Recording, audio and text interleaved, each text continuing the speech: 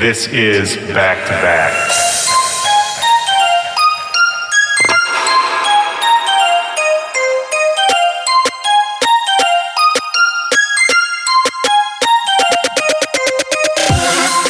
Yo, what's up, back-to-backers? This is Willie Joy. Welcome to the show. This is Back to Back. This is my podcast. You are listening to it, and I hope you're doing well. I hope you're having a good day. I'm going to see what I can do to make it even better right now. My guest on the show today is Dr. Fresch. Such a positive guy, interesting story, and he's got a new EP that just dropped. It's called the No Introduction EP, out right now on Insomniac Records. We're going to talk more about that and get into the conversation in just a minute. But first, as always, I got to plug all the little things we do surrounding this show. The first of which is our Spotify playlist. It's called the Back to Bangers playlist. The link to that is going to be in the description of this show. And if you go there, you follow that playlist, what you're going to get is a collection of music that's updated every single week with all the new music for myself, all my guests on the show, and anything that's related, anything that's in the conversation that you're about to hear. Been getting a great reaction to it. I highly suggest everybody go and check it out. And as long as you're clicking things on the internet, why not subscribe to this show? All you have to do is hit the subscribe button on whatever platform you use to listen. If you're on SoundCloud, just throw us the follow. And that way, every time we upload a new episode, every single week, it's just going to get delivered to your phone, to your tablet, your computer, whatever you're on. You don't have to worry about missing an episode, and we'll be there waiting to party with you every single week. And while we're all hanging out together, if my guests or I say something that you think seems weird, something you want to know more about, if you have any questions of your own, something going on in your own life, your own work, anything, you can hit me up. backtobackpod@gmail.com is the address, or you can hit me up at backtobackpod or at Willie Joy on all social media. And if you happen to be out in Orlando, I'm coming to Florida this Saturday, playing a show at the Central Florida Fairgrounds. So all my Orlando people, come holler at your boy. All right, so for this conversation with Dr. Fresch, I met up with him up in Venice. For those of you who might not be familiar, that's a very beachy, surfery area of Los Angeles. I really like that area. It's a little out of the way, so I don't get to go there much. It was great to go over there, hang out with him. And it was one of those times where we hadn't really ever talked before, but I sort of felt like we already knew each other really well. The conversation just flowed easily. He had a lot to say, and we really just went all over the map. He struck me as a really intelligent person. I think the way he's going about making his music, making his mark on the industry is really smart. I think it's a model other people could follow. You know, he's really been good about establishing not only a signature sound, but kind of just the whole vibe, the whole aesthetic of what he does. He's very focused, very cool. And as we talk about in this conversation, it's very authentic to him. He had a lot of great stories. You know, we talked about getting one very angry and one very happy email, one from Steve Aoki, one from Skrillex. I'm not going to tell you which is which. You're going to have to listen to what's coming up. But just a lot of fun, man. A lot of laughs, great stories. His new record is called No Introduction. It's out right now on Insomniac Records. And that's it. You don't need to hear me talk anymore. He's about to tell you all about it. So let's get into it right now. This is me and Dr. Fresch, back to back. Let's go.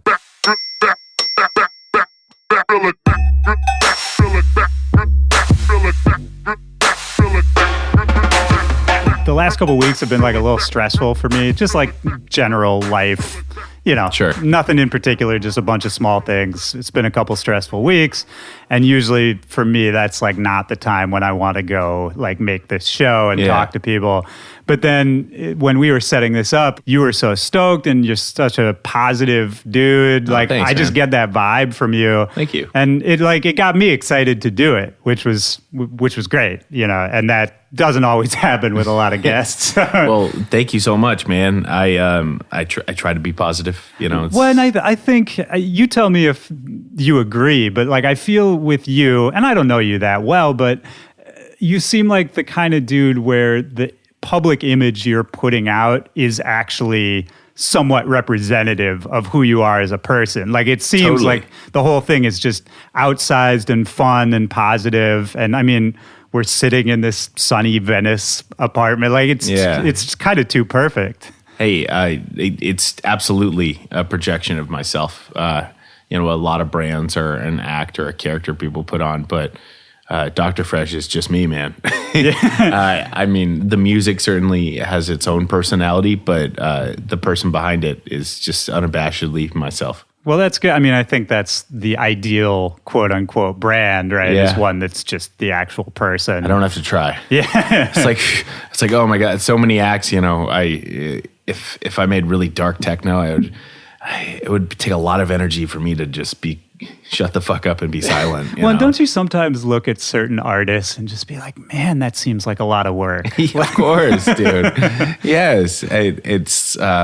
I feel sorry for those that are trapped in a charade, And we know them, like some of those dudes are our friends. Yeah. Some of those women are our friends. Like and it's not even a knock on them, because I think if you found any way to make it, that's good on you. Sure, yeah. But man, I don't know, man. I get tired enough being me, man. Yeah, exactly. When you and I share, I think another funny thing, which is that we both have real names that no one believes is our real name. Yeah.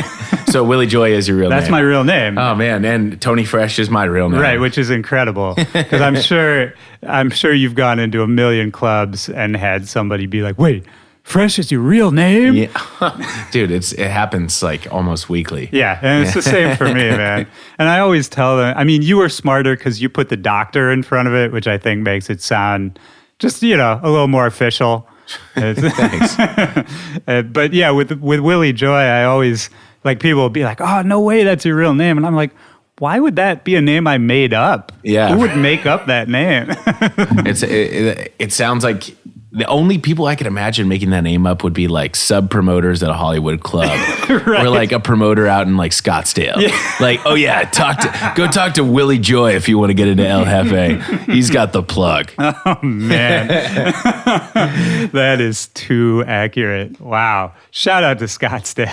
Yeah, shout out Scottsdale, Arizona. I feel there's a couple cities that always fall. Like Scottsdale is a city that's just like that easy reference of like turn up. It's like Reno. like Reno, Fort Myers, or Yeah. like not Fort Myers, but one of those Florida spots. Panama City. Yeah, Well, Panama yeah. City for sure. Yeah. It's so funny, Virginia Beach. I don't know. Virginia Beach, I feel like, is a little weirder. Actually, I've never even been there. I'm thinking of something else. Well, Yeah. you're not wrong. Yeah, okay. But it's just, I've been there a bunch, and maybe just because I know people there now, Yeah. but there's like kind of a weird undercurrent after all of the like sort of shitty beach boardwalk vibes. Right. Well, what about you? Where did you grow up? So I was born here, but I grew up near San Francisco. Okay. I went to school in San Francisco, and then I lived on the East Coast for a little bit, but came back here 10 years ago when I was 18, and have been here since. But San Francisco was where I cultivated everything. Okay, so you were living there from a young age. Yeah. Yeah. And what was it like? Like, what part of the city were you in when you were a kid? I grew up right outside, but I went to school in like the Cow Hollow Marina area, like right across the Golden Gate there. Yeah. Really nice neighborhood. It was one bus ride away from Haight-Ashbury. Right. And that's where like I spent the majority of my like 13 to 18 years, Yeah. Smoking weed, going in the park, and, hanging out with friends and trading music, listening to Bay Area hip hop and kind of punk rock and hardcore. So that was what, like I'm 27 now, so this is like late 90s, early 2000s? 2000. I'm thinking like 2003 to 2008. Those were like my formative years. And I mean, man, for hip hop at that time, the Bay Area, that was a movement. Yes, it was the hyphy movement. Yeah. Man. And that inspired me to get into that, combined with my discovery of electro, is what inspired me to get into production. Yeah. But I was using GarageBand to make like hyphy hip hop beats from like 2003, realistically forward. Well, because I think people don't really understand the hyphy movement in the Bay it's so strong, you know, in a way that other regional movements weren't. You know, I never lived there, but just as a DJ, I was always aware of it, and it was something we always sort of fetishized and wanted to be a part of at the time, because, you know, people could be like superstars just in the Bay Area off of hyphy, you know, and that always kind of blew my mind, like how much of just a true star somebody could be off of this regional music in this one area. And I mean, there's a couple other regional scenes that maybe were that way, but to me, hyphy, I don't know, I feel even to this day, right? Yeah. There's still some of those legends that... Dude, yeah. I mean, like, Too Short is one that's surpassed kind of the scene, E40 another. You know, but some of these guys, like, even to this day, like Mr. Fab, the guy who did Ghost Ride It. Right. Like, you know, if that guy walks around Oakland, he's getting stopped and asked for pictures. But, right. But if you asked anyone outside of Northern California, other than a DJ, who Mr. Fab was, they wouldn't know who you were talking about. But he was an absolute local legend. You know, Andre Nicotina, I think, was probably the very first artist that I got into when I was more like 9 or 10, before hyphy really took off. But you're very correct. Like, it more than any other movement in hip hop. I mean, certainly you have regional movements that took off, like bounce and you know, crunk was obviously huge. Yeah. But I think there was this another element of pride, like Bay Area pride, that was associated with hyphy that you didn't see in those other movements. Like, if you heard bounce music, people wouldn't immediately be like, "Oh, New Orleans," you know. But with hyphy, they'd be like, "Oh, it's Bay Area." Right. Yeah. Yeah, I think you're spot on. And it's interesting to think about. I never really thought about this too, but with hyphy, you know, if you think about, say, crunk from Atlanta or something like that, it grew out of Atlanta. It, you know, got out into the world and kind of became this bigger thing. And I mean, hyphy had a moment, but it didn't necessarily have that big global explosion in the same way. Right. And that's why I think the pride in it is so interesting, because it is this movement that didn't make it on the national stage in the way that others may have. I mean, you look at bounce now, like Beyonce is sampling bounce artists, and, you know, it's kind of everywhere in another way. But with hyphy, it didn't make it, but then there's still such a strong pride. I think that's what I liked about it, was that, you know, more or less the Bay Area was saying, like, I don't care if it, you know, this is just my shit. Yeah.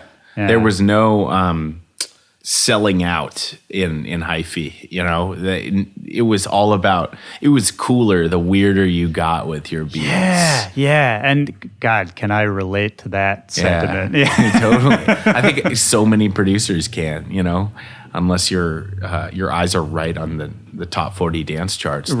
Then, you know, I mean, dude. Well, I was just talking to this producer that I'm working on some new music with about this exact thing last night. You know, he was saying, I've been making so many like clubby banger songs.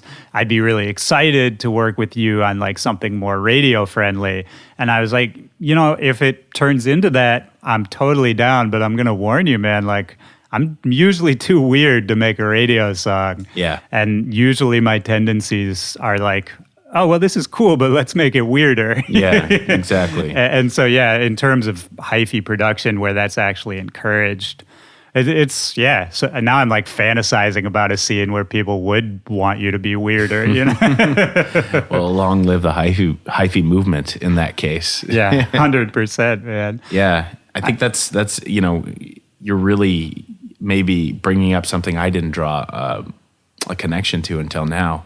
That embodiment of style is very much how I approach electronic production, man. That's all because of E40 and the Federation and Too Short. That's where it all started. R.I.P. Mac Dre. R.I.P. for real, man. Doing the Fizz dance somewhere out there. Absolutely. Even when you're making music now, you know, we're talking about radio-friendly music versus underground. And to me, your sound has always skirted that line really well. Like, you're an artist who, you know, tours the world. You play these major festivals. You put out, you know, this great music that's sort of touching on the underground and giving nods to the underground, but still it works on these bigger festival stages. I mean, is that a conscious thing for you, like when you're writing music? Absolutely. I've always been most inspired by weird and underground sounds, and so my ear is constantly in that direction. And you can kind of hear it with a lot of the tracks that, I throw in the prescription or, experiment with live. I definitely am looking for unconventional ways to achieve the same thing.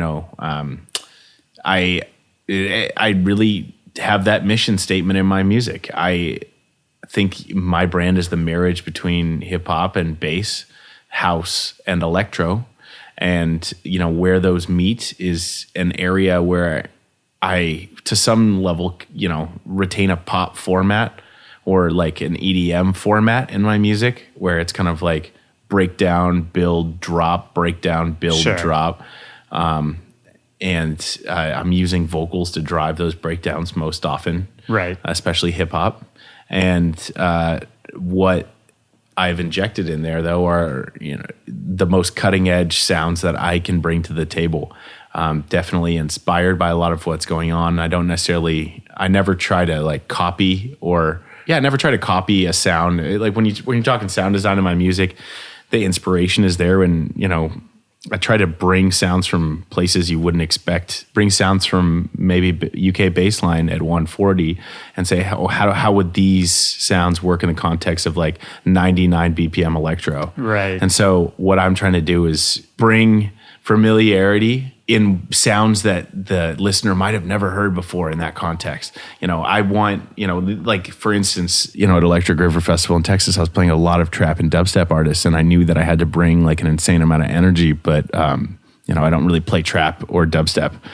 So for me, I wanted to accomplish that by going hard in the electro direction and hard in the bassline direction. Right. And I had so many kids come up to me and say, I've never heard the kind of music that you played today, but I was more into it than so many of the sets today because the energy level was there and it was so cool. I'm going to go and look for that music now.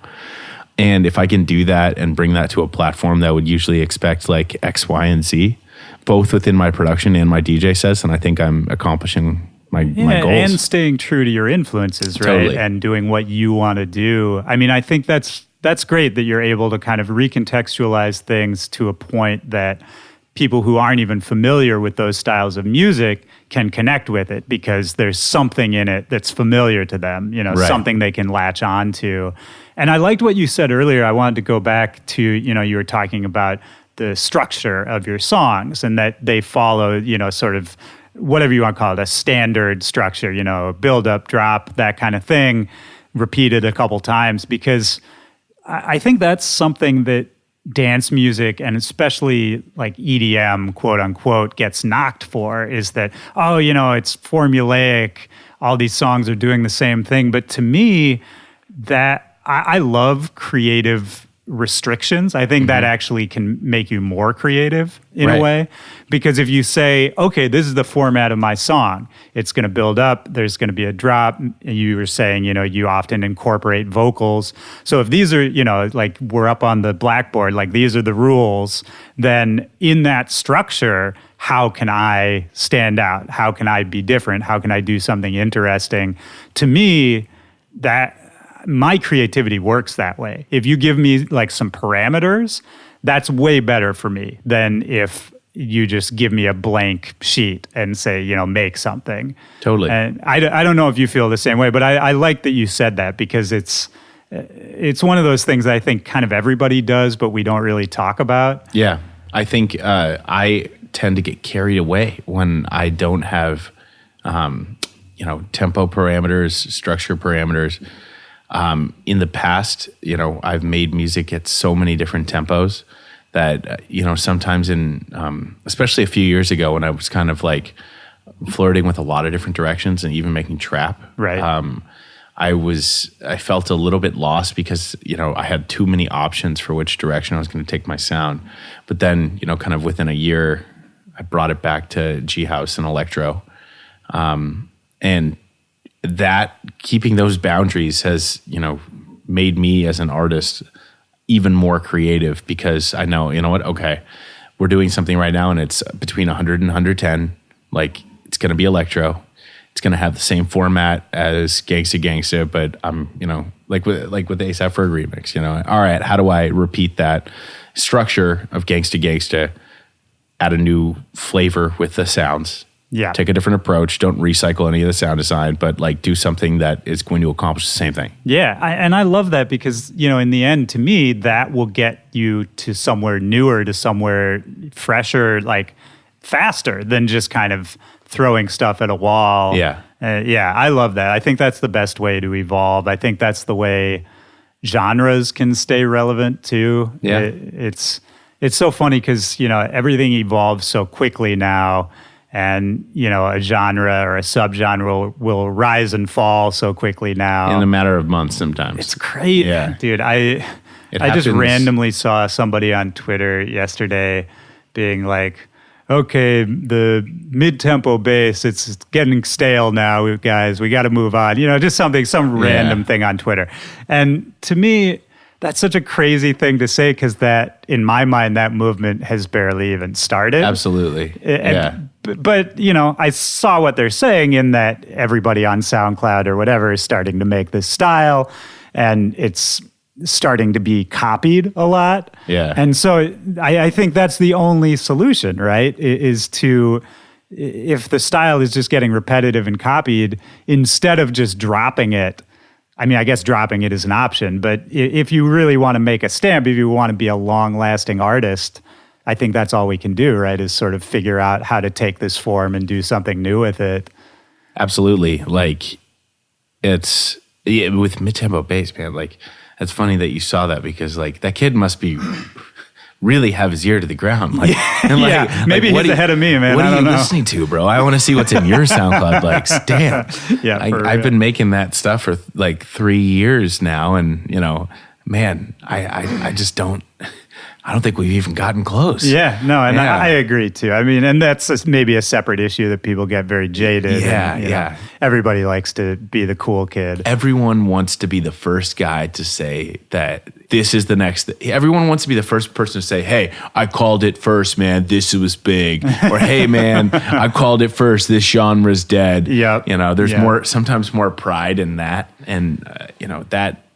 From a listener's perspective, maybe that's what's driving audiences to be so ADD. Yeah, I think that's possible. I mean, dance music culture is definitely in a weird place in the States right now in general. Yeah. You know, it's a symptom of a larger issue, but... It's confused. Yes, it's very confused. But that's, you know, bringing it back to what I was saying about you is what I like about what you've done is, you know, you've really stuck to your guns and you're making a sound that's just...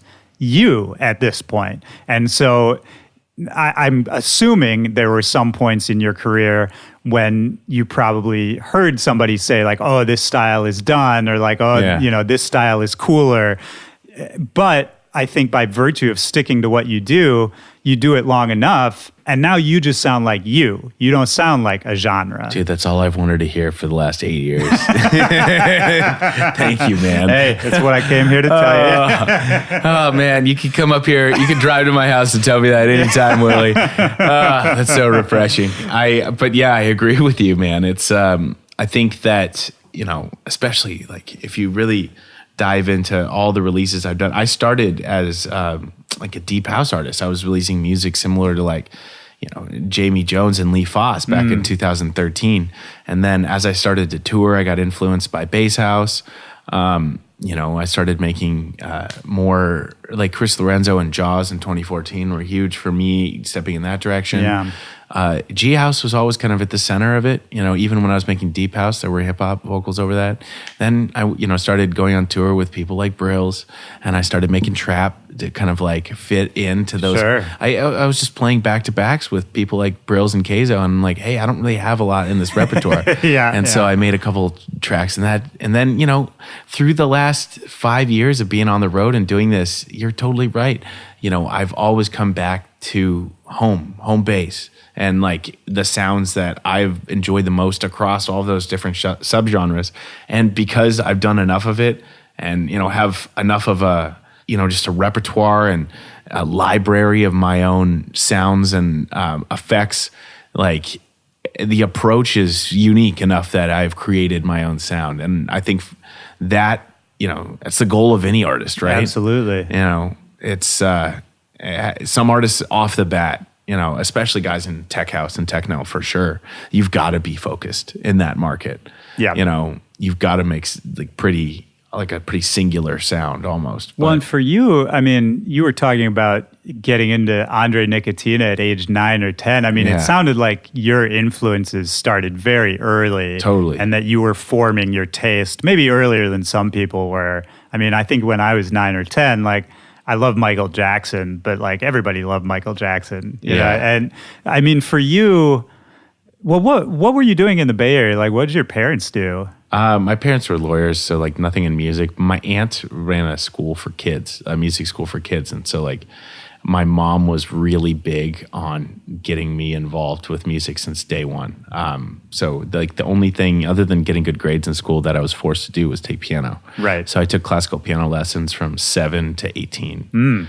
And in addition to those, I played in like 5 different rock bands over the course of like from age 12 to 18. Right. I sang a cappella. I played in the jazz band. Oh, so you were all over the place. Yeah, I did gospel choir. I did everything. For me, it was like falling in the first time in which music was something I could like mold it into was, when I formed my first rock band with my friends in 7th grade. What kind of music? At that time, like CKY was like, oh my God, that was it for us. Like pop punk thing. Yeah, we were into that. And then we started to play parties and played harder stuff and realized that a lot of the girls wanted kind of softer stuff. So we added a member and then started playing more like Interpol type music. Right. And, we were doing a lot of that. And that was really big in Northern California then too. Like pretty much everything that was on Live 105, like kind of... Franz Ferdinand, Interpol, The Killers, those were our biggest influences. Right. And then, at the same time though, like we were playing like a lot of birthday parties and like we had like a residency at the JCC. Oh man. Yeah. Okay, we have to pause this for 1 second because you're the only other person I've ever met whose band played at the JCC, which my band did in high school. Sick. And I'm not even Jewish myself, but one of our bandmates was, and our biggest fan, who was our friend Claire, her dad was like a record producer and was like working with some of the Living Legends guys like Merce and and so he was like trying to get us to like produce a record. This is like 2004. Wow. We're and you're what, age 13 13? That's and 14. Crazy. The band is like our drummer was 12 at the time. Oh man. Yeah, but he was a killer, man. It's like Mouseketeers style. Yeah. Yeah, totally. But I ended up going to a boarding school on the East Coast with one of the band members, and then the band became, we kind of pivoted a little bit. And in high school, I just kind of like, our band was much more like Blink-182. Okay. We were playing 90s rock covers, and it was a lot more about having fun. Right. And for me, though, when I first started the band back in middle school, it was like we were like legitimately practicing in my friend's basement, having parties down there. Like, this is like when we're drinking and smoking weed for the first time, like doing badass shit. Oh, man. Yeah, man. And it felt so good. Yeah, of course. Yeah. Of course. It was the introduction to like that lifestyle. Well, and I love that you said, way. You guys realized at a certain point that girls didn't want to hear the shit you were playing. Yeah. And that you changed. But it's so funny because like those are the kinds of thoughts that shape people's art at those young ages, Absolutely. Like I was literally on the way over here listening to a podcast with the comedian Doug Stanhope, and he was saying the exact same thing, that when he was younger, whoever he was talking to was asking him sort of what his goals were when he was younger, because he was saying he more or less did every set drunk and, was just sort of doing the same thing over and over. And they asked him, why did you do that? And he was like, oh, well, I figured out like the perfect set to like get girls. And he was like, so, for years, that was my main goal. Yeah. And he was like, the comedy that I'm now known for, it sort of came out of that. But at the time, that was, I wasn't thinking about that. And it's just funny how, people's perceptions and people's art gets shaped by sort of those external things. But, you're 13 years old, you're not thinking about, what am I trying to say as an artist? Yeah, right? No, that's not it, man. It was like, man, how can we get the most girls possible to come to the JCC this Friday at 7 p.m.?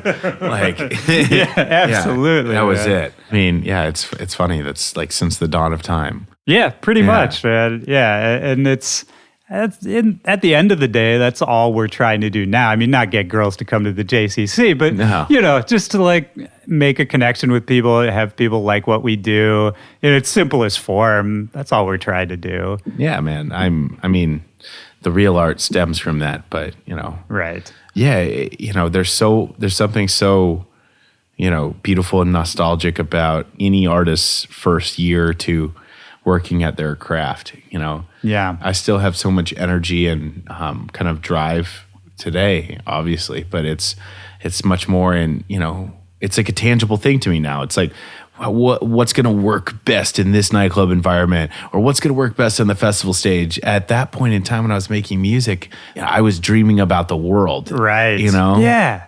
Yeah, I love it. Yeah, that's a perfect way to say it. And it's really, at least for me, and I've said this on this show a million times, people are probably sick of it, but all I ever really want to do is get back to the way those times made me feel. Mm-hmm. Like for me, that's the ultimate goal. Anytime I go on stage now is really just to feel like I felt when I was 16 years old. Yeah. And, I went and saw somebody DJ for the first time. Dude, I 100%. Yeah, I mean that's easier said than done. But. Yeah, to re-invoke the feelings that Deadmau5 gave me in 2009. Stuff like that. Bloody Beetroots even more than Deadmau5 at that time. Yeah. Oof. Did you ever go on to meet those guys? Any of those guys? I met Deadmau5 at a meet and greet in 2010 at Bonnaroo. Okay. I've never had a sit down with him. But not artist to artist, quote unquote. And Bloody Beetroots, no, I've never met Bob Rifo. Even though I interned for Dimock and for a whole year back in 2010. Yeah.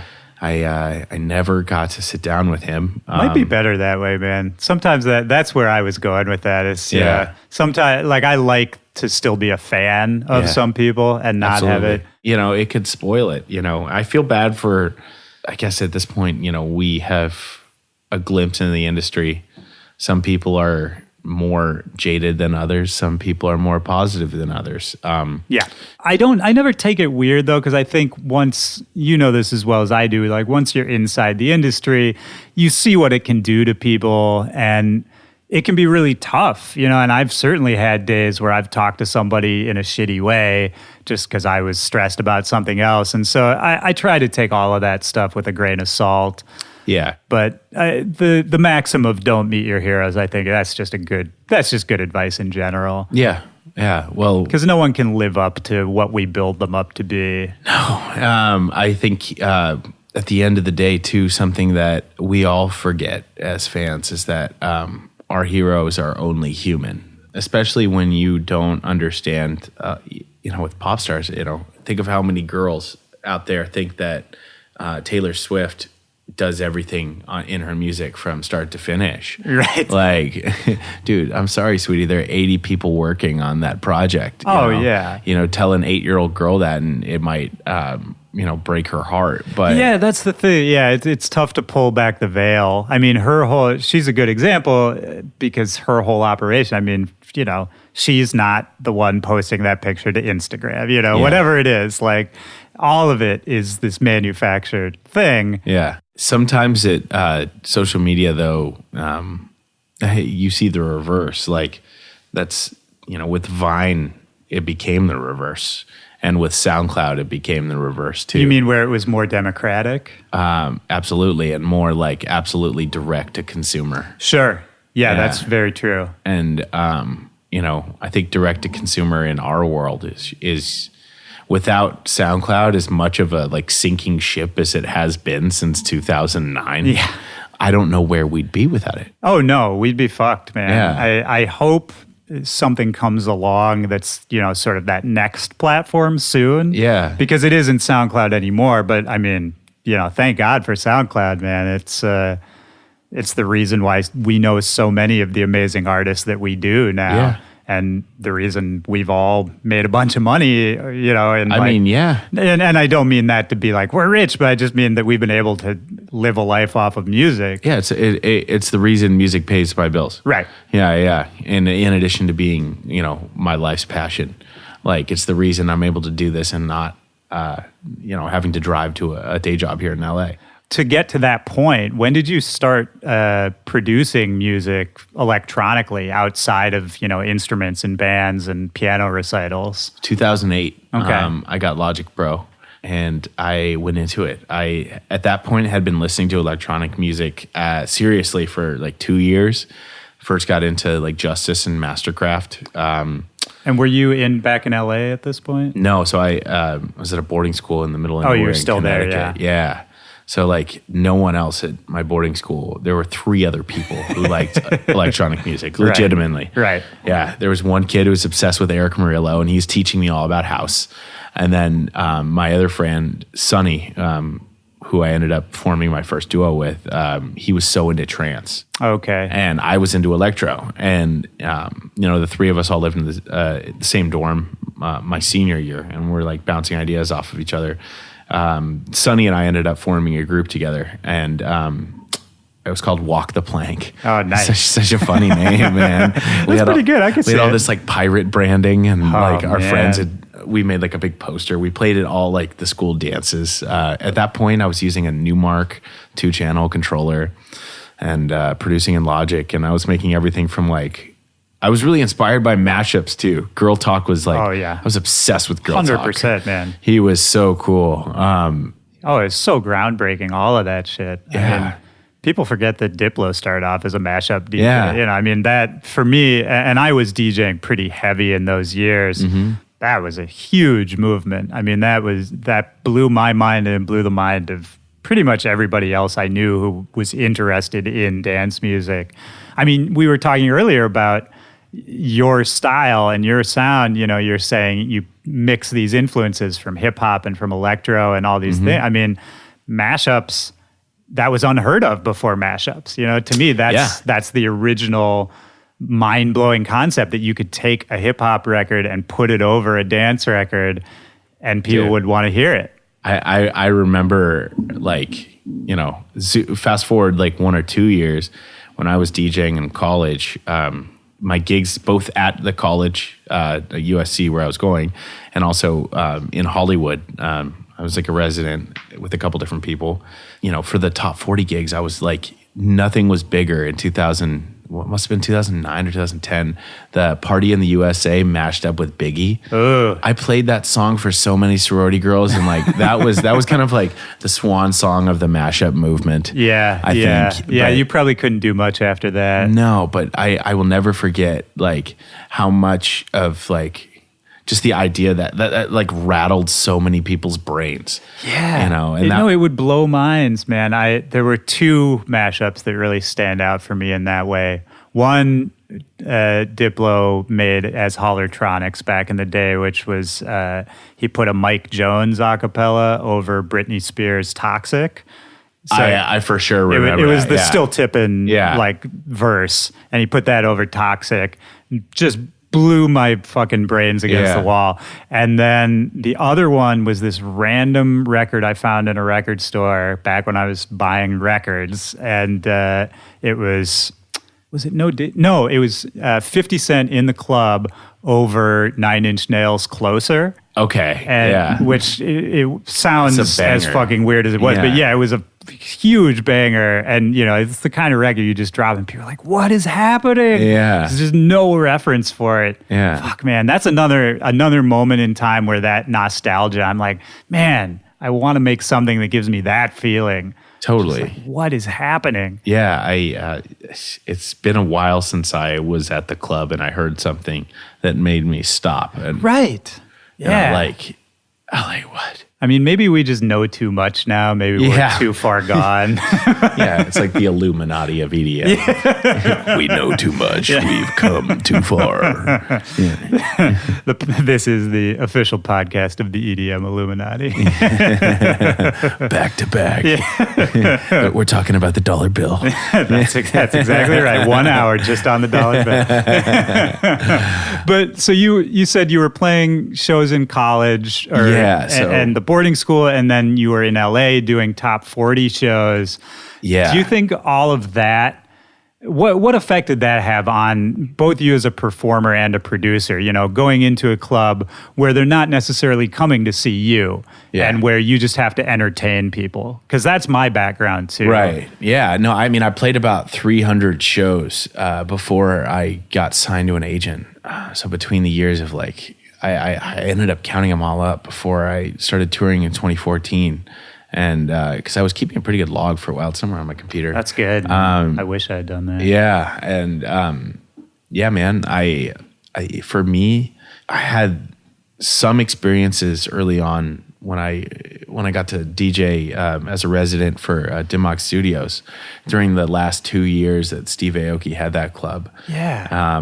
And wait, maybe that's where I first saw it. Well, because I played at Dimock Studios a few times, and the last time was like it was kind of on its way. It was almost done. Yeah, you know, we might have. Yeah, we might have. I am sure we were under the same roof. The night I was there, it was. I don't know who was playing before me. It might have been you. Okay. But then I played, and then Steve did like a surprise thing at the end for like the last 45 minutes. I was there, but I wasn't playing. Okay, fair enough.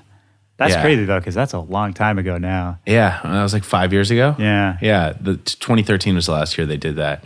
So the majority of my gigs in college were the opposite, though. I was absolutely playing for the crowd.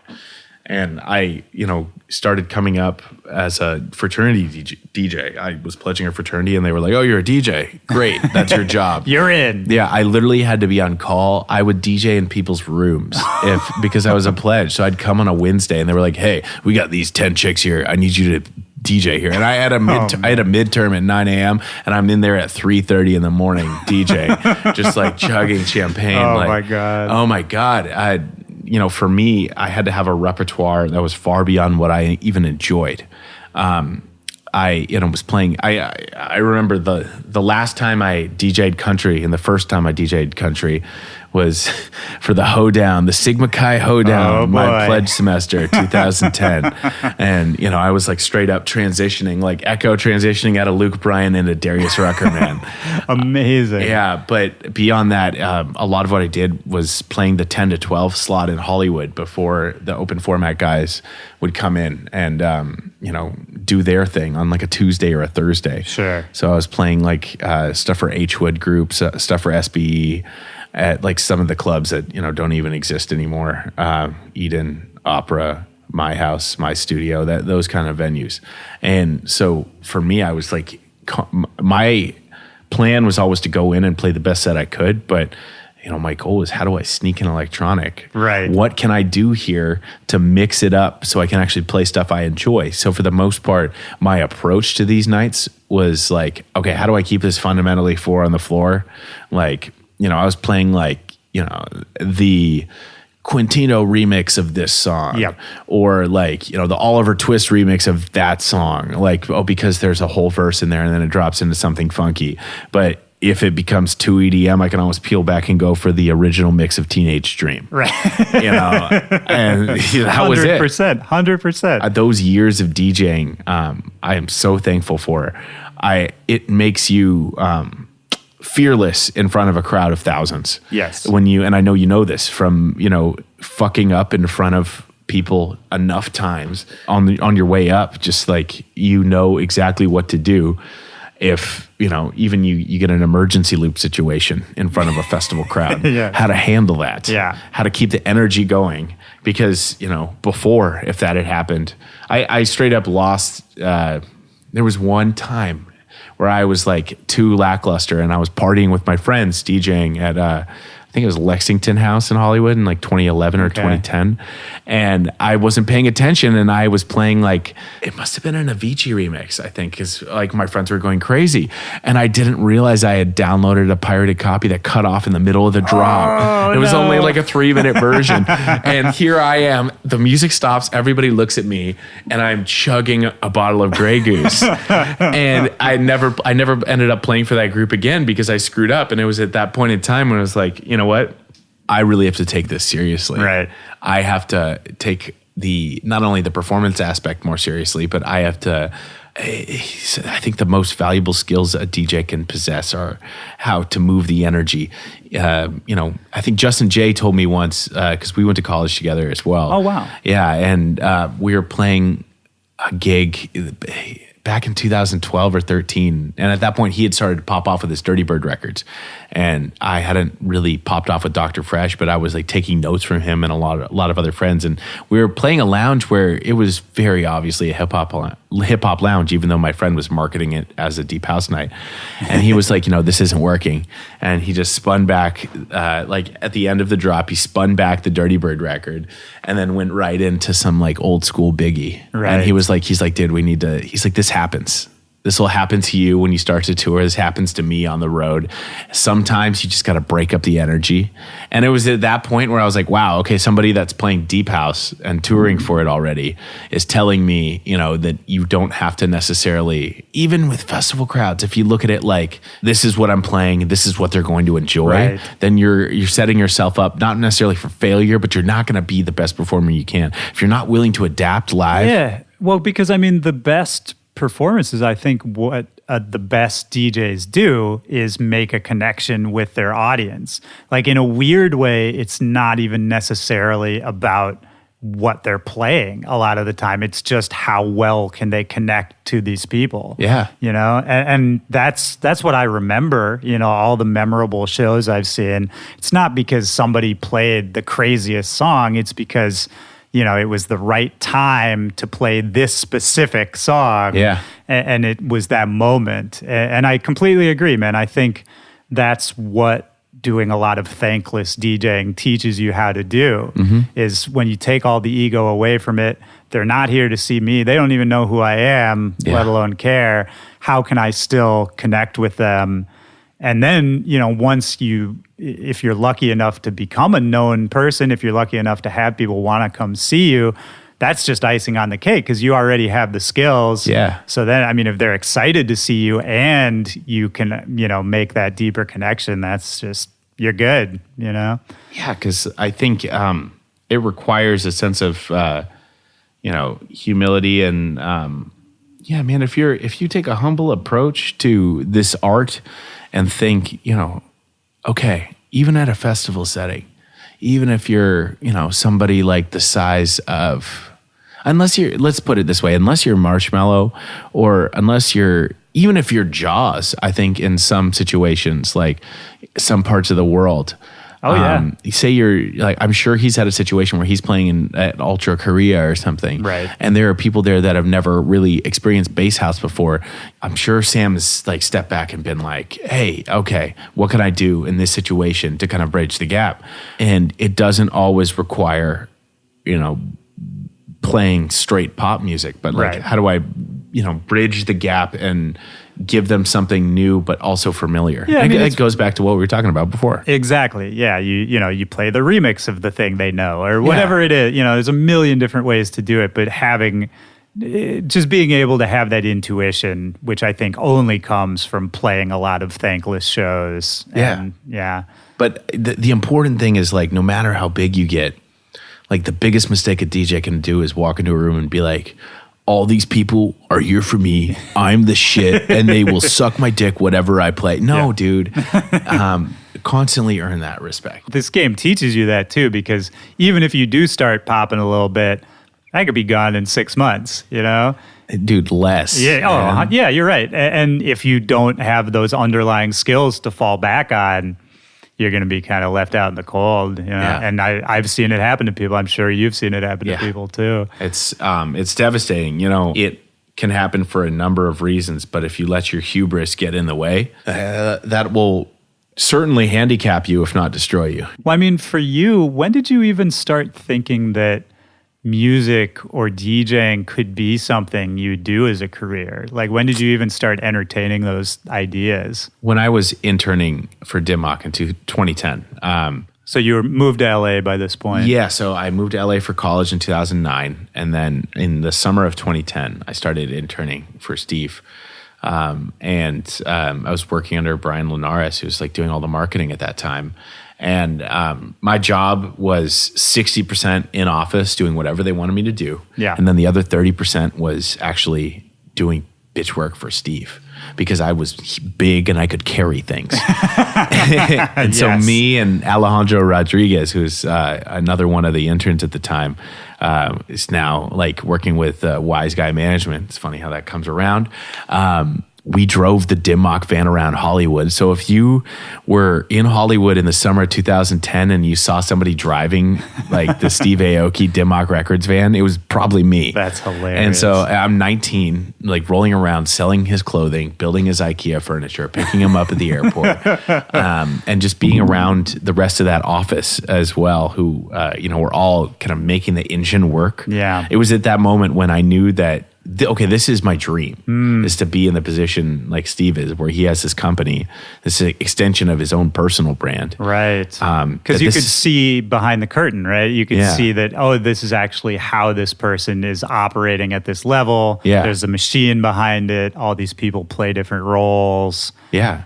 That's interesting. What did you learn anything, any takeaways that sort of stuck with you from that time, either from Steve or from just anything? Tons. I'd say that those lessons from that summer helped shape who I am today in every aspect, from marketing to the kind of persona that you needed to have. I watched Steve be diplomatic, but also be personal, He's a machine. He was thankful, and he was also, he reprimanded us when we needed to. Like, there was one time when I parked the van in a zone, I got a fat ticket. Yeah. He sent me an email it was angry, but it wasn't reckless. And it was like, I am disappointed in you, Tony. And so having one of your heroes email you and tell you that he's disappointed in something that you did. That's rough. That's like that's like a parent being like, I'm disappointed in you. Yeah. Wow. And it was through that it disconnected. I chose to put myself on the inside. Right. While we were talking about separating your heroes from the music, I chose to combine them because I wanted to take that route and become someone. I wanted I wanted to be a fucking musician, man. I wanted to be a DJ. Yeah. And so for me, I was like studying everything I could and, the inner workings of the industry. And, I ended up working a lot of internships after that. I ended up being an understudy at Atlantic for a producer there. I wrote for like 3 different blogs. I'm sure all of those experiences, you just soak it up, right? I mean, maybe I'm reading too much into one little thing, but I think about that parking ticket example. Yeah. The fact that Steve Aoki, who, I mean, he's a giant star at this point, but even back then, I mean, he was doing big business. Yeah. Would take the time to even notice that an intern had gotten a parking ticket, let alone write them an email. That attention to detail in the way his operation is run, that's impressive to me. That's almost inspiring in a weird way that he would even pay attention and take the time to, say, hey, don't get a parking ticket. Yeah. When so many other things are going on in his career at the same time. Even to me, it's like, if you pay attention to the little things, that's probably how you're going to have the best machine for yourself. 100%. It was that point already that he was becoming this global superstar. Yeah. I was seeing it unfold, and dude, you're not reading into one thing. That moment was giant. Like, oh fuck. The big man himself, who's only stopped by the office like twice in my internship because that's all he's had time to do. Yeah. Has written me a personal email Like, Alejandro Tony, I am so disappointed.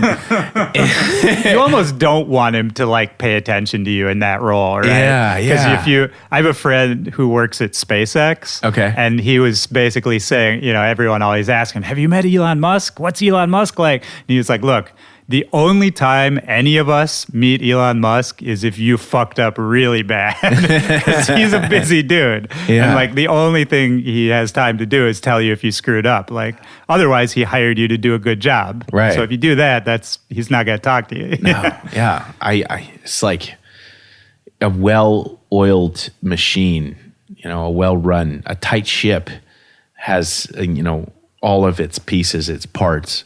And, it's a pyramid of people working really hard. Yeah. And, that insight, seeing every level of his company and also seeing all the artists that were working under him, who were also huge, like idols to me. I mean, Dimock was, especially in LA, such a movement around that time. And they still crush it. But, that they had a moment back in like whatever, 2008 to 2011, somewhere in there. Yeah.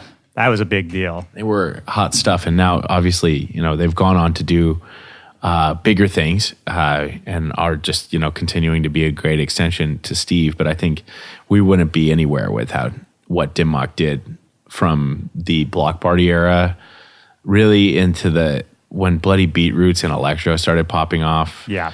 It was the club, too. Like, so many people didn't see it because a lot of people were too young and a lot of people were not in LA, but that club night was like, it's what laid the groundwork for Space Yacht and every weekly event around the country. Yes, absolutely. Debuted so many artists that would go on to be these global stars. Yeah. In a tiny room, that was still, at the time, at least to me, still felt very underground. Yeah. Even though these were the people who would go on to headline festivals around the world. Yeah, man. Like seeing Dusky perform in the US for the first time, like in a room of 150 people. And that was the cool thing about Dimock too, is like Steve, even though he was going in a very EDM direction with his music, his mission and his kind of mantra was such that he was all about just bringing the hottest flavor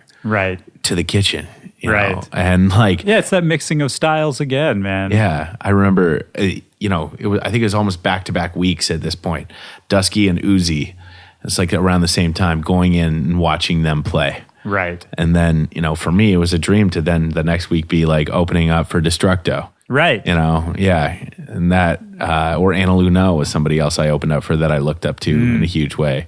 On that same show, it's crazy. It was Anna Luna and Clockwork, and it was R.L. Grimes' like debut set. Oh, man. Yeah. So wild. Yeah, man. I was just thinking about the Clockwork years. Yeah, dude. Because I knew it was funny. Like randomly, he and I ran into each other a bunch back in those days, and like got to know each other a little bit.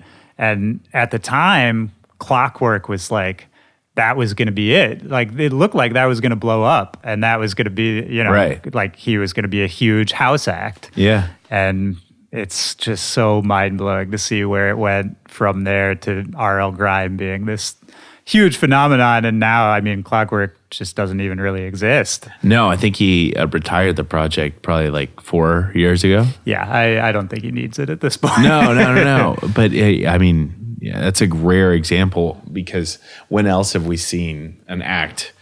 Yeah, I mean, everyone has a past project. Sure. But when else have we seen an act become like pretty massively successful within the scene, and then the secondary project become your main little focus. side project overtakes it. You're right. It's when you're already playing, because I remember, Clockwork was already playing like pretty primetime festival slots. Yeah. And then R.L. Grime eclipsed it within the matter of a year. Yeah, it was that one weird year. I remember talking to him about this, where he was saying he was having trouble remembering which set he should be playing, because he would be getting equal bookings as Clockwork and as R.L. Grime. Oh my God. And so, one night he'd go and have to just play like the biggest big room house songs, and then the next night these weird underground trap songs. And he was like, yeah, this is weird, man. I don't think I can keep doing this for very long.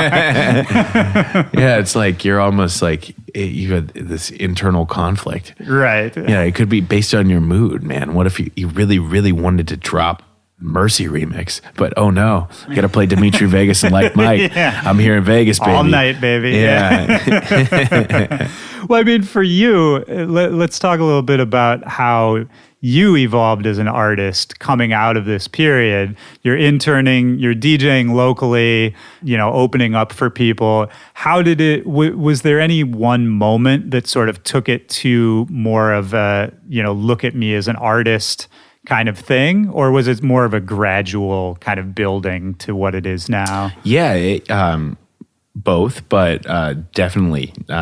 In terms of look at me as an artist, I started a record label back in 2012 called Prep School Recordings, and I ran that with my manager and Louis the Child's manager, and also Clinton Van Sciver, who's now out of the game and making pretty awesome mobile games. Totally pivoted, but hey man, more power to him. Yeah, it was an awesome electro artist, and Clinton, Peter, Joey, and I started this label, and it's what launched my career. It's what launched Sunburn, Millennium, Louis the Child, Loud Luxury. Yeah.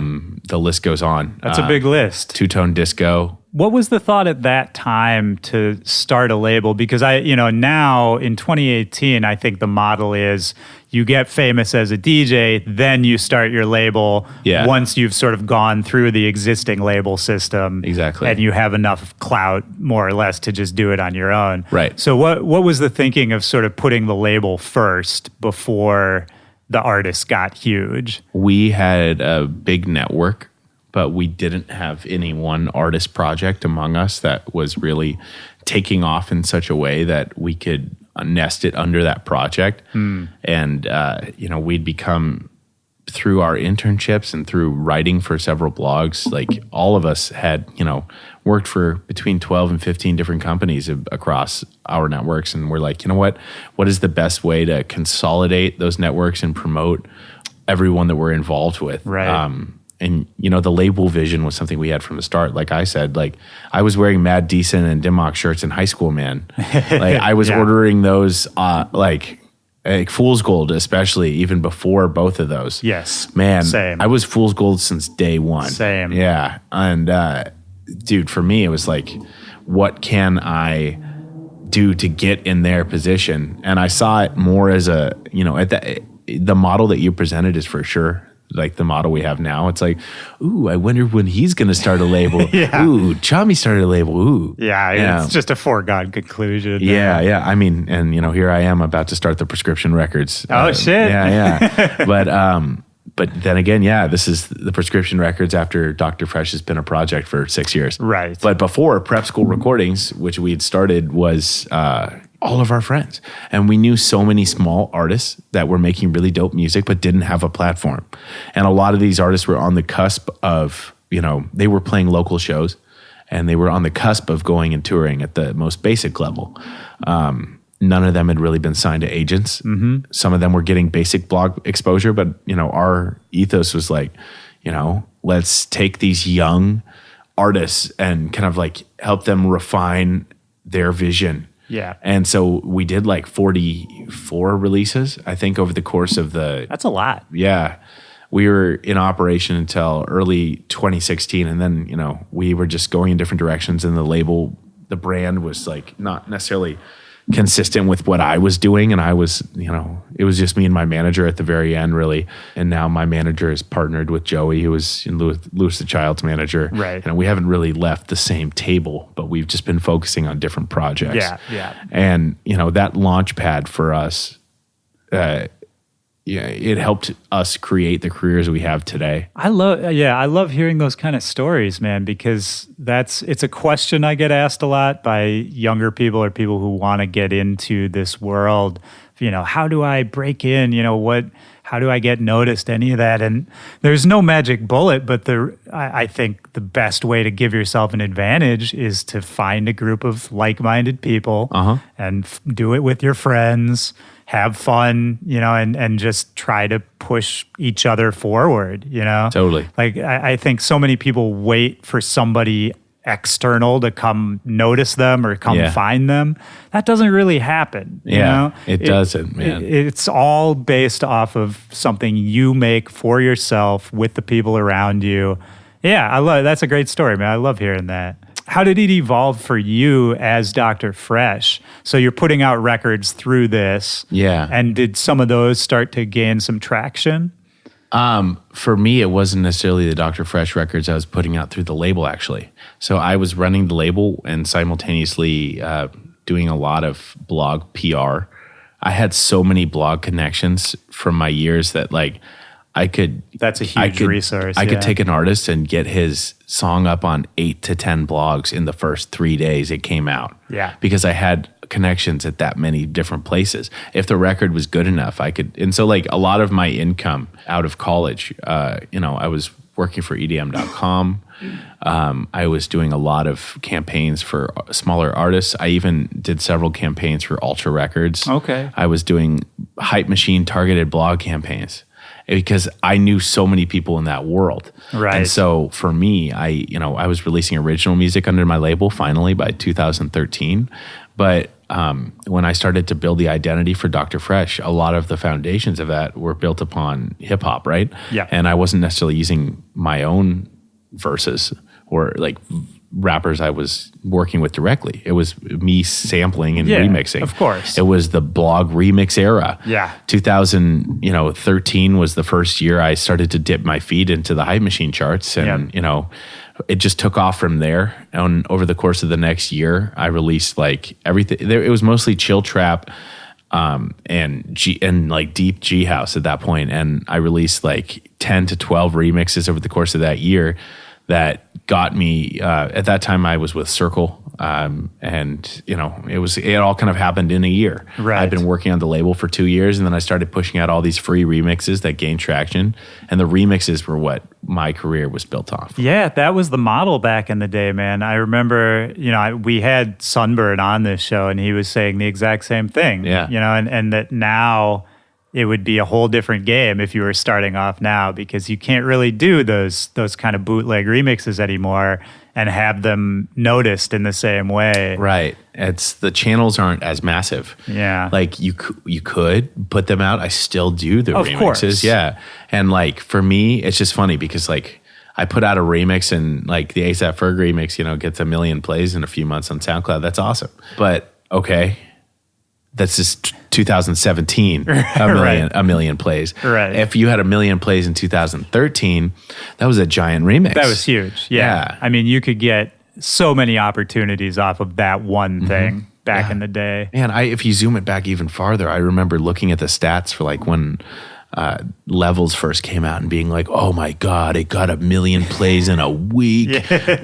Oh my God, this is huge. And it's unheard of. Dude, Drake just got 1 billion streams in a week.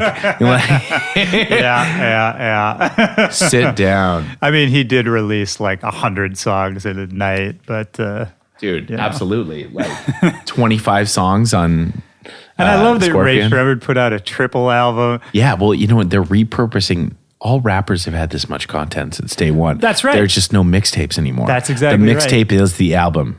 There's no differentiation between the mixtape and the album. So we've lowered the bar. We thought, it looks like the bar is being raised. People from the outsider probably looking at it oh my God, Drake's released an album that has 25 songs. There's a double album. Ray Shremmerd's got a triple album. But it's dude, no. This is literally just the mixtapes built in. Yeah. I mean, rappers record so many songs, and that's sort of the model. Is you go in the studio, you record 5-10 songs in a night now. Yeah. And which is incredible. But you might as well use that content, I guess. Yeah, I mean, before there was such a huge differentiation between what content was going to be officially distributed Right. on Atlantic Records versus what was going on Dat Piff. Yeah, exactly. And now, I mean, it's sort of just the labels game. They've finally figured out that it's just better for them to own everything and put out, nothing should be free anymore for them, in their minds. And now that streams work, now that streaming is in place, for them it's like, why the hell would we, why would we let you release that for free? Yeah.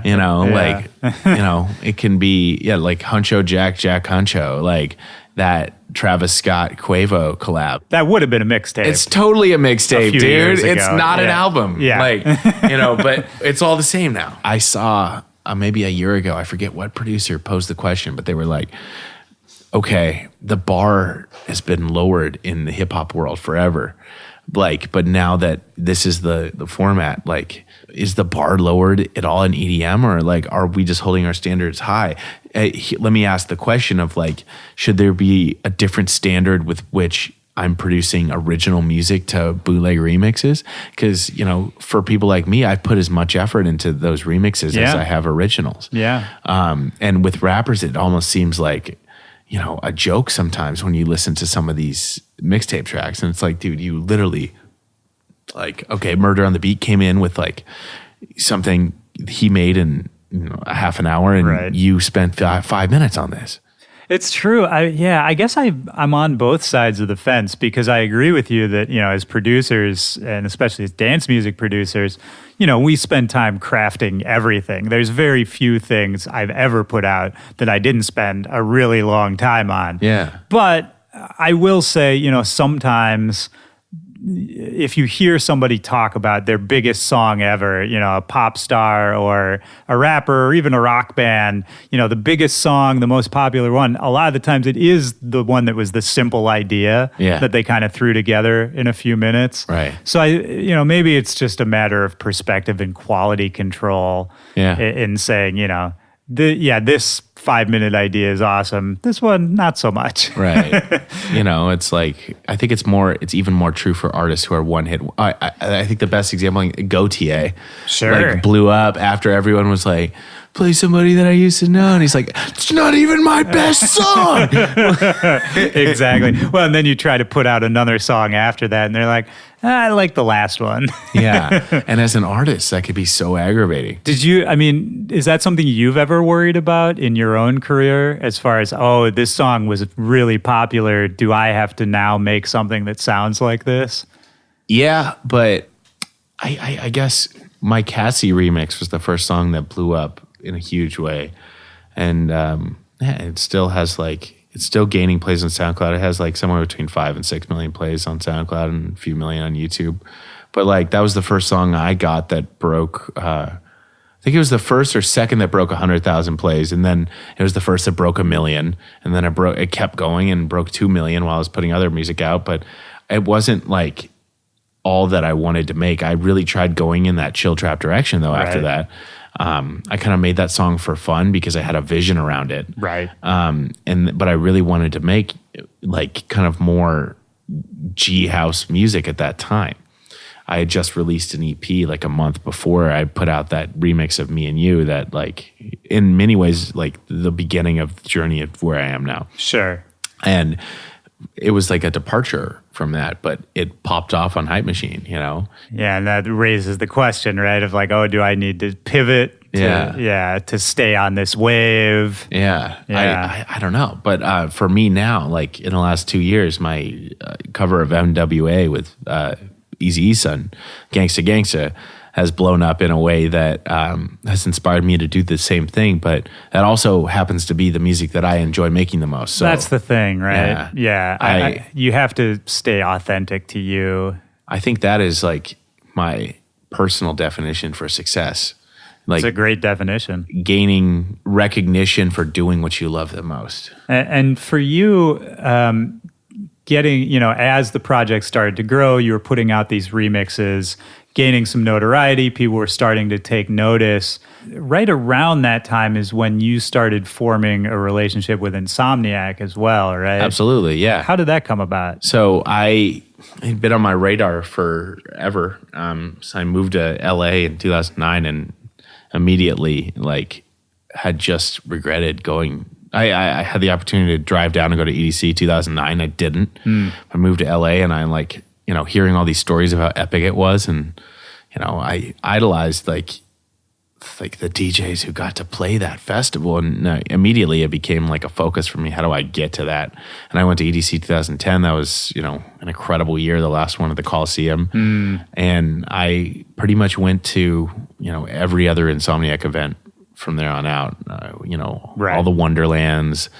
I drove out to San Bernardino 4 times a year. Just wouldn't miss one. Yeah. Yeah, and I actually, I went to the first EDC as just a concert goer.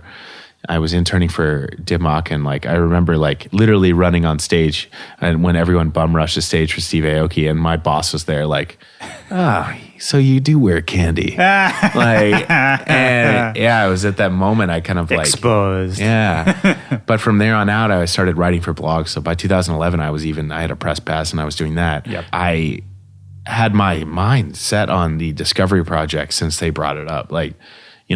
It was a discussion, and then it became a thing, and they were actually bringing DJs to DJ at EDC and play at Nocturnal, and the Discovery Project, for those who don't know, I mean, basically it's just an open contest, right? Right. Anybody to get a slot. Anybody can play at an Insomniac Music Festival, and for me, that was a dream. Okay, this is it. This is the perfect gateway. This is the clout that I need to get these bookings or get my face in front of this agent, because like we talked about, for the longest time I was trying to impress agents. Sure. And I had my manager. I've been working with him since day one, but for me it was how do I get in front of a booking agent? Yeah. Which is a hard nut to crack. Yeah, man. And it has to really come organically. They have to want to work with you as badly as you want to work with them. Yeah. The worst thing you can do is really put yourself out there trying to impress them when they are not particularly receptive. It's almost better to be booking yourself. Yeah, 100%. I think it is. Oh, I agree. Yeah. Anyway, I ended up seeing friends like Clinton Van Sciver, who I started the label with. He won Discovery Project in 2012, and watched his journey. I watched him then go to be signed by Windish after that, and releasing through Dimock and Armada. That was pretty awesome. That was huge. And so I worked my ass off, created that Dr. Fresch EP, which came out on my own label, Prep School Recordings. And then I won the Discovery Project Nocturnal. And that was my first in.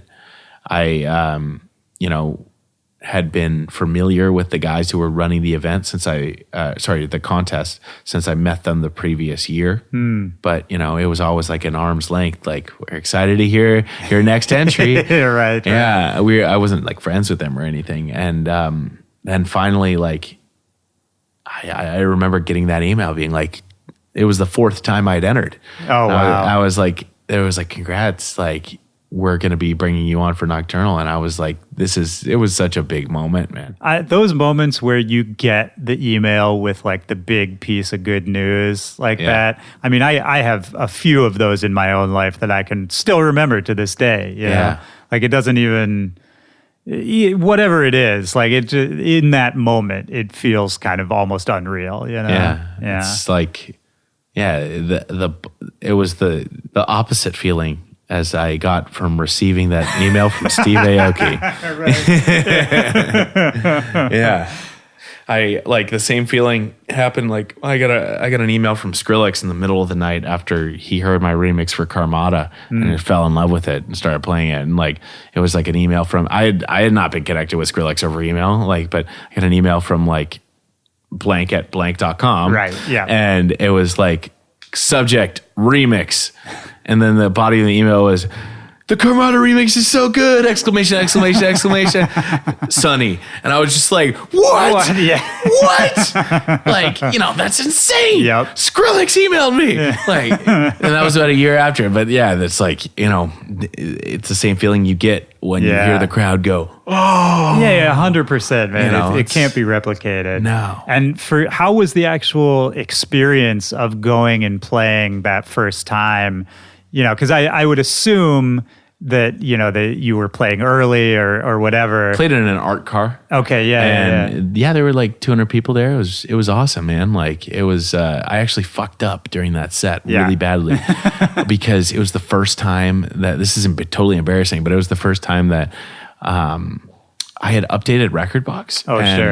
To Rekordbox 2, and from Rekordbox 1, right. And there was a new function in Rekordbox 2 where if you changed the ID3 tag and you didn't reload the track into Rekordbox, it would then load the MP3 onto your USB as a corrupt file. Oh, God. And so, like, I happened to me, like, half of my playlist got corrupt. Oh, man. And so, like, I literally had to stop the music, like, 2 times in the set until I figured out, like, and at this point, I've been DJing so much, like, my chops were good, man. Right. Yeah, that shouldn't have happened. No, I was playing house sets all the time. And shout out to Rekordbox, man. Oh, God, man. I just gotta love those bugs. I got to transfer my library this week to this new computer I got. And so I'm scared about this, man. Yeah, that's always a struggle. Yeah, I'm glad I got a few weeks off now. It's literally going to be 3 weeks for me to do 2 things. I'm supposed to write an EP, and it's going to be spring cleaning and moving my Rekordbox, because that is going to take me 3 weeks. I relate to that very deeply. Yeah. But going back to what you said, it was funny. It was like almost ironic that moment that happened to me. Right. So much ended up happening after that, and my set, other than those pauses, was so good that Insomniac started booking me for smaller sets at Exchange. I had already built rapport with Anthony Smith at Exchange, who was having me, like, we did our record label night at the gallery. Oh, nice. And I was playing, like, some of those gallery sets. But after I won Discovery Project, I ended up opening up for Adventure Club at Exchange. I ended up, being one of the go-to guys for that time slot at Exchange, and then eventually, Create, which became Academy. And Insomniac started, the second official festival booking that I got from Insomniac was EDC 2015 for an official booking at that point. That's a big one. Yeah, and it was great to then come around and be like, Discovery Project winner turned touring it's kind of a full act. Circle moment, right? Yeah. And especially if you already knew some of these people over the years, and now you kind of, have a reunion when everyone's sort of on a different level. Those are cool moments. For sure. It's like proof of concept. Right. The concept is there with the Discovery Project. And then, if you're getting an official offer to then come back and play the festival, that's a big deal. I mean, because not that winning the contest is not a hard thing to do and not a significant thing to do, but I think there's probably plenty of contest winners over the years, Insomniac or not, who have not been asked back. You know what I mean? Yeah, like there are only a handful of those contest winners that are still performing. Right. Like I'm probably the most successful one. I'm the only one that's come back and is now working with Insomniac Records. Right. Yeah. Let's talk a little bit about how did that come about? Because you were releasing on various labels for a while. You had your own label as well. Yeah. And it seems like now you've been a little more married to Insomniac for the last few releases. I was doing a lot of remixes for a lot of people, but, plain and simple, I didn't do too much original content with other people. I signed some songs like to the EDM network, and but for the most part, I was self-releasing all my original music up until 2017, and then, but I had known the Insomniac people forever. I had desired to release on a handful of different labels at different points in time. Sure. But I think for me, I was so bad at up until a couple of years ago, I was partying really hard, and I was so bad at managing my time that the majority of my release schedule was based on how soon I could just finish a song and get it out. And that was my approach. And, my manager was always pushing me to build a back catalog and, I approach it logistically. Yeah. Yeah. And I didn't have it together up until 2 years ago. I was, just kind of putting out music as it came through. And then I started to build up a back catalog, started to build a concept. I put out Gangsta and, took that, not like new direction, but it more like solidified my brand. Right. And It's like planting a flag for Yeah. what you do. And so like kind of finally I had like a brand identity. I'd known the Insomniac Records. I know Joe Wiseman for like since he was in a group called And Drop, which was a Discovery Project winner itself back in the day. And so, the conversation just started like, hey, man, like, why don't we put your music out? We love it. Let's do it. Right. And so I started feeding it towards them. I loved the idea of, they're not just the company itself. Insomniac like had been a huge, they've helped build my career, especially in Southern California, but like they launched me. I was a Discovery Project winner. Right. The idea of working with them was like a homecoming. And also, I really liked the music that they're signing outside of what I'm doing. They're doing some interesting stuff, man. Yeah. I've been impressed. Yeah, they're in rotation. Sub-label is awesome. And they're also, working with Chris Lake and Fisher and Sinden and doing their label projects. Right. And, I identify with and love the music from all three of those artists, as well as the rest of the roster. We were very much on the same page. Yeah. So, it's kind of materialized over the course of the last year. And it's what we've been talking about the whole time. I mean, you started off with this group of friends and peers and built something together, and now you're kind of just doing it again with a slightly different lens on it, Exactly. It's not necessarily... The mission statement's never changed. Yeah. But, I've become more myself, and I've the home in which I'm releasing the records is now more tangible than ever. And you're about to drop a new record, right? Yes, I'm about to release a 4-track EP next week called No Introduction. And it's all 4 of the tracks on there are mid-tempo electro fused with G-House. Okay. So it's all in the same style as Gangsta Gangsta. To that same tune, Fire, the lead single I dropped a few months ago. I've heard that, great tune. Thanks, man. And so that's in many ways like this is a coming of age EP and the first time I've released a 4-track in 5 years. I was gonna say, I mean, that must feel good too to go from strings of singles or remixes to a full EP, a full project. That's it's a little meatier.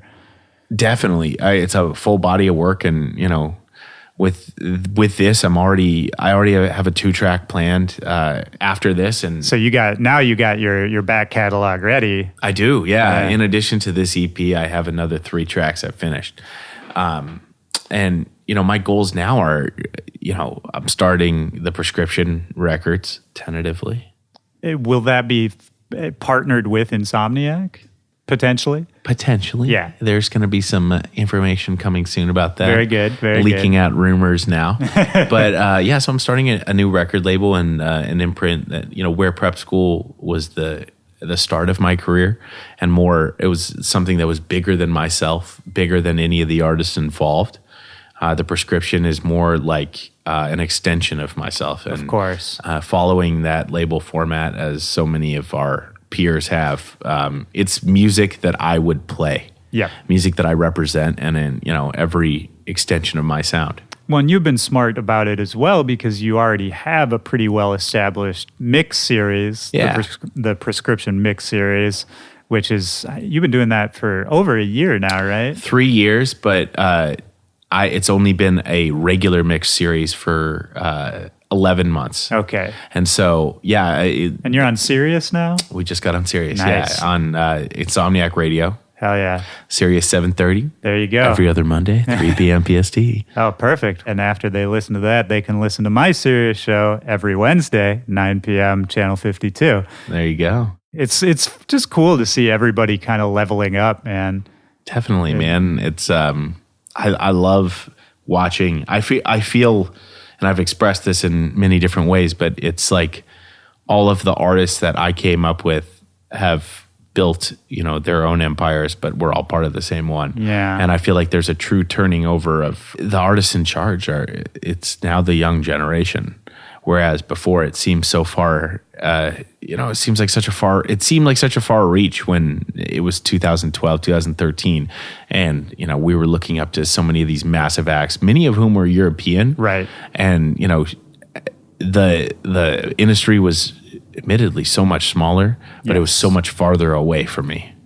Yeah, that's true. Yeah. Yeah, it's definitely a different perspective now. And it is those moments when you realize that, oh no, like this is something I can do.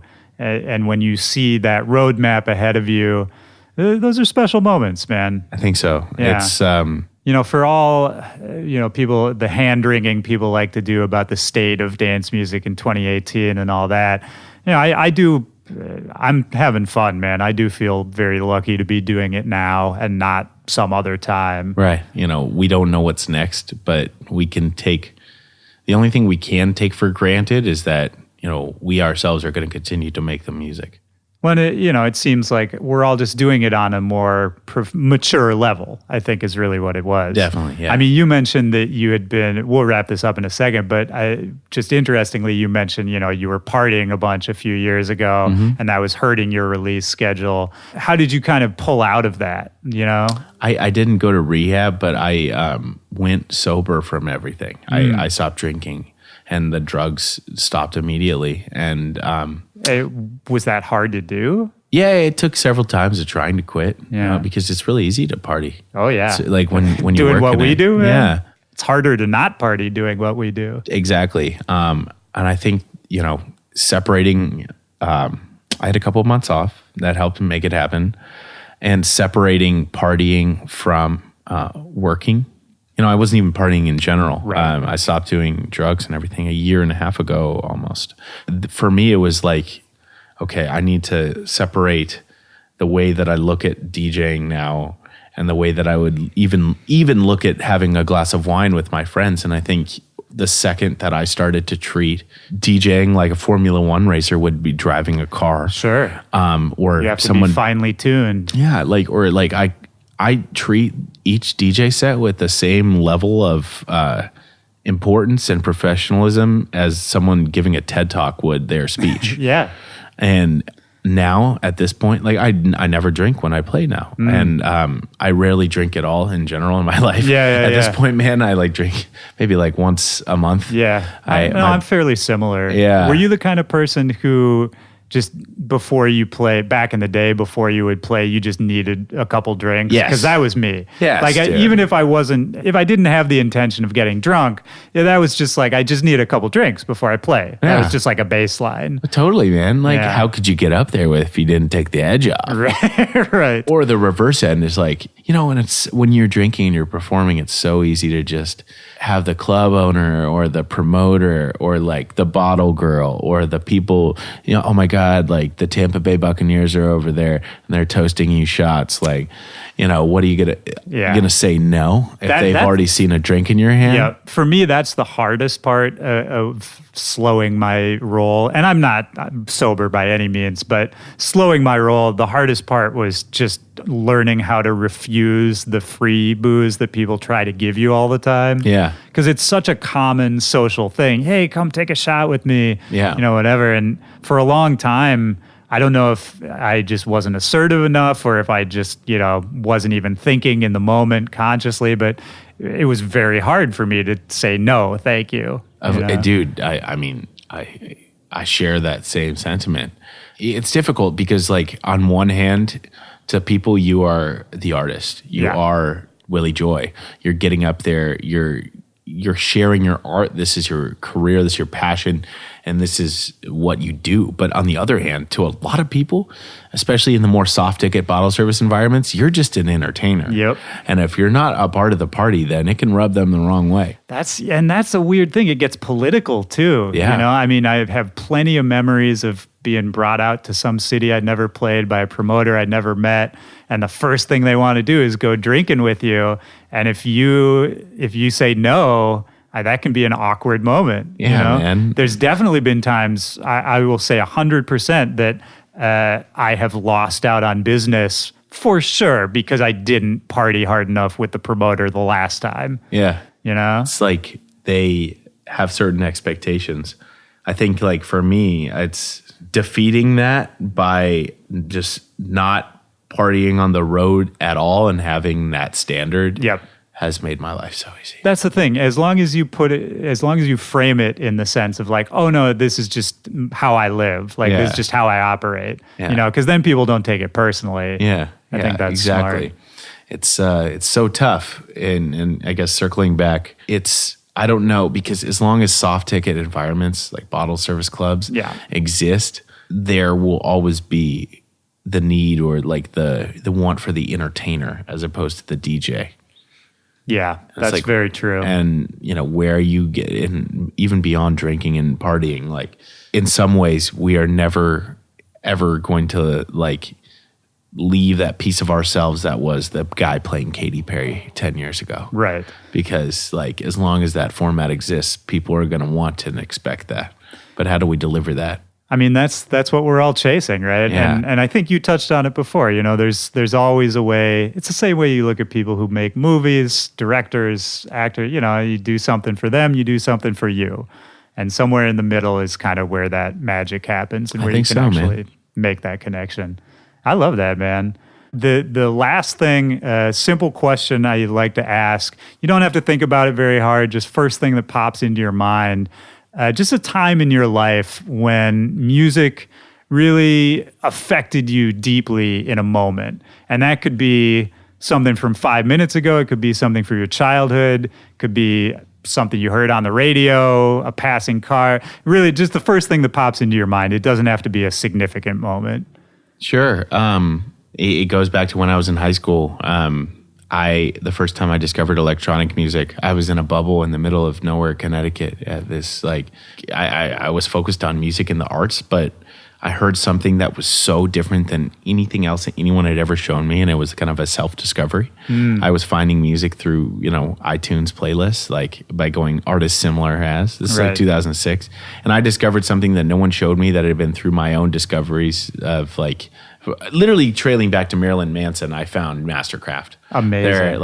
And then it was like Rammstein, then it was Combi Christ, and then Nine Inch Nails led to that too. But I had for myself discovered. I remember listening to like whatever that EP was like, or their album that had like The Looks and Paris on it. Like I think it was 2006. I know what you're talking about. And then hearing Justice's album in 2007, Cross, like. I felt like that music was personal to me because I had found it on my own. Right. And I felt like it was almost like I created this destiny for myself. Yeah, something you can claim, like truly claim. Yeah. That's all any of us can hope for, you know?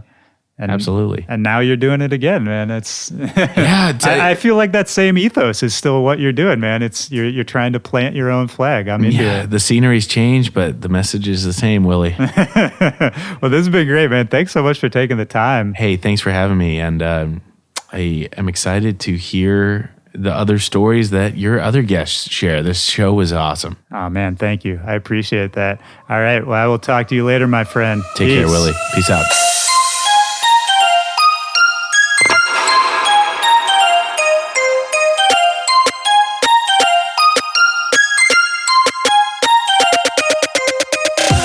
All right, that's the show. Shout out to Dr. Fresch. I hope you enjoyed it as much as I did, and I hope everybody out there listening had a great time hanging out with us. Don't forget, Dr. Fresch's new EP is called No Introduction, and it's out right now on Insomniac Records. I'm going to put a link to that in the description of this episode. My name is Willie Joy. You can hit me up at back-to-back-pod or at Willie Joy. You can also email me back-to-back-pod@gmail.com. We're getting to the end of July. It's getting hot out there, dog days of summer, and we have been saving the best for last as far as what we're going to give you this summer. Some really cool stuff coming up in August. Stay tuned. Keep it locked. I love everybody out there. I hope you have a great week. My name is Willie Joy for Back to Back. Peace.